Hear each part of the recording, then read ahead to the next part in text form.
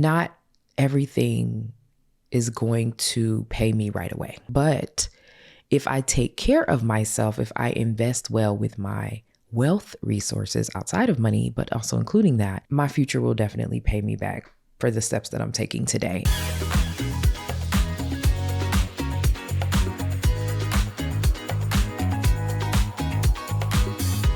Welcome back to the Humaning Well podcast. My name is Amber Cabral, and we are on 2 of our series of 4 as we close out the year. Just as a reminder, these episodes are going to be kind of short, and they're focused on helping you to prepare for 2026. Let's not plan resolutions and then hit January 1st and think we're just going to make a light switch. Let's be a bit more intentional about how we change our identity and our experience.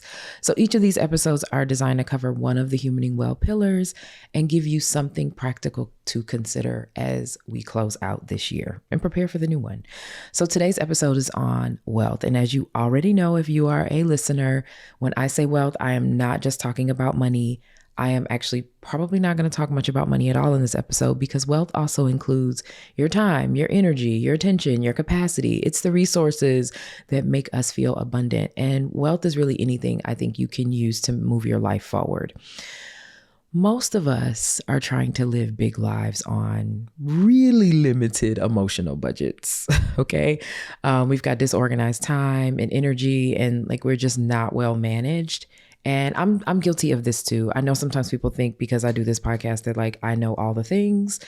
I am often talking to myself in these episodes. And so, because we can be a bit scattered, we then, are burnt out and we wonder oh my gosh, why do I feel so overextended or undersupported, or why am I behind? And some of that is that we're not managing our wealth resources well. So if you want a different year, we've got to manage our resources a little bit differently.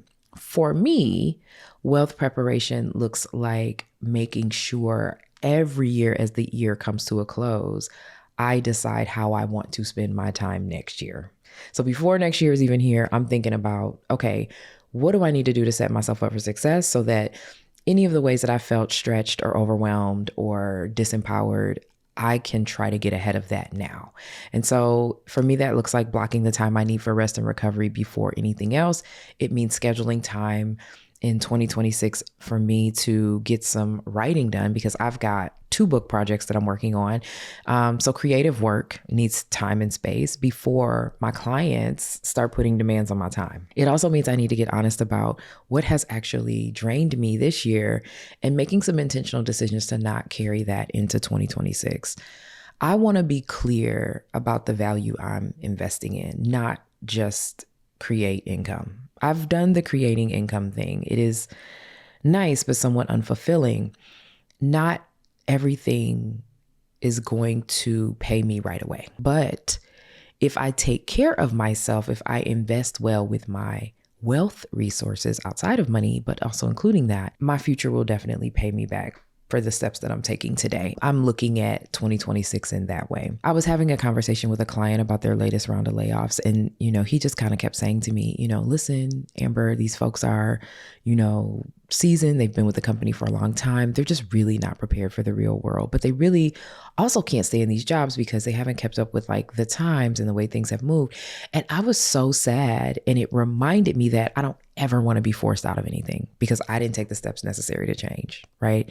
I absolutely want to make sure that I'm putting myself in the best position to say, hey, this didn't work well. I see this coming.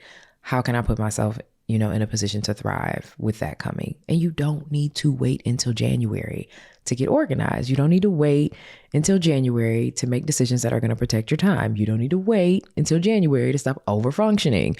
You don't need to wait until January to decide that those people who do not reciprocate do not deserve your time. Okay. We can start all of that today.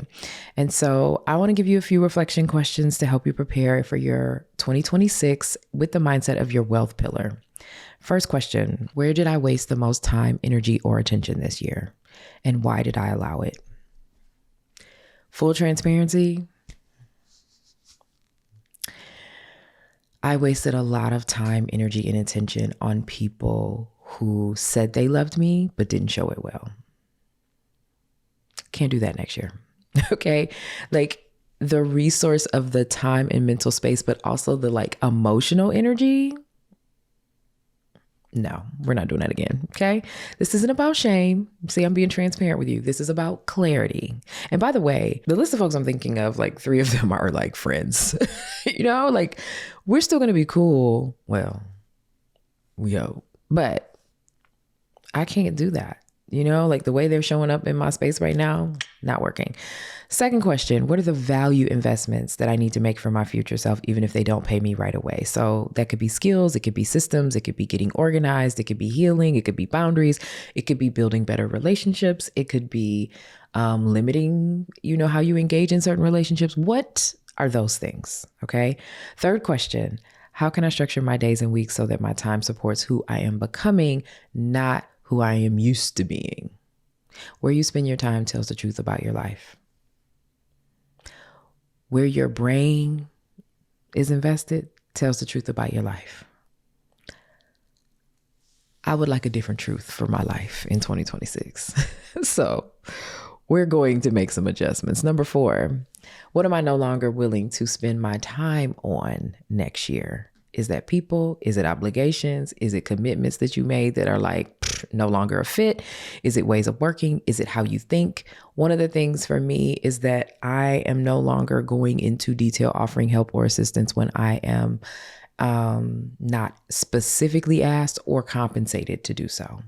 Not doing it. My natural style is helpful. Being helpful has dug enough holes in my life. So y'all gonna have to ask me. Okay. Or I need to be being paid to do it. The number of folks I had to let go because I offered help that they were not ready to receive because I could see the gap, and it created a rupture in our friendship is like appalling, right? Not doing that. Not doing that. You got a problem? You struggling with your thing? Either you are paying me to work with you on it, or you have explicitly asked me and I am willing to do so. But that's it. Okay. Tough lesson for me. All right. Full candor. These questions matter because, no wealth is accidental. Your time wealth isn't accidental. Your emotional wealth isn't accidental. Your financial wealth isn't accidental. All of it is created through intention, consistency, and honesty. All right. And so I'm also going to share with you, like I did last time, a few episodes that you can revisit if you need support reorganizing your time or shifting how you think about your resources. Those episodes are episode 15, How to Live with Intention and Be Financially Well. Okay. I told you I wasn't going hard in the paint with money on this episode, but this one will give you more money information if that's what you're looking for. Episode 27, How to Take Command of Your Time. Big deal. All right. It's the one thing you can't get back. In episode 31, Value versus Income. I would love to hear what you are choosing to bring with you and what you are finally leaving behind so you can step into 2026 and have room to receive the kind of wealth you actually want. I cannot wait to hear what y'all say. I cannot wait to report back on what I'm doing. So that's the episode. Join me next week for part 3, and I hope you have a great rest of your day.